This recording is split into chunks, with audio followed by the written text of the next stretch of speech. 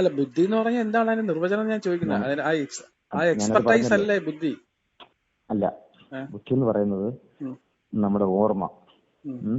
അതായത് നമുക്ക് തലച്ചോറിന് എന്തുമാത്രം കാര്യങ്ങളെ സൂക്ഷിച്ചു വെക്കാം എന്നുള്ളതാണ് ഓർമ്മ എന്ന് പറയുന്നത്. അതെ. 2, ഉം, നമ്മള് ഉം. സ്കില്ലുകൾ.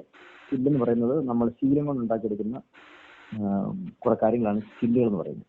ഓക്കെ. 3, അനലൈസ് ചെയ്യാനുള്ള കഴിവ്, ഉം, അനലിറ്റിക്കൽ ആയിട്ടുള്ള കഴിവ്. ഉം, ഇത് 3 കൂടെ ചേർന്നാണ് ബുദ്ധി.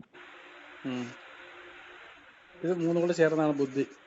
ബുദ്ധി ഇപ്പൊ ഇത് 3 സാധാരണ കൂടെ ചേരുമ്പോൾ ചിലപ്പോൾ ചില ആൾക്കാർക്ക് ചില മേഖലയിൽ പ്രത്യേക സ്കില്ലോ പ്രത്യേക തരത്തിലുള്ള ഇൻട്രസ്റ്റോ കാണും.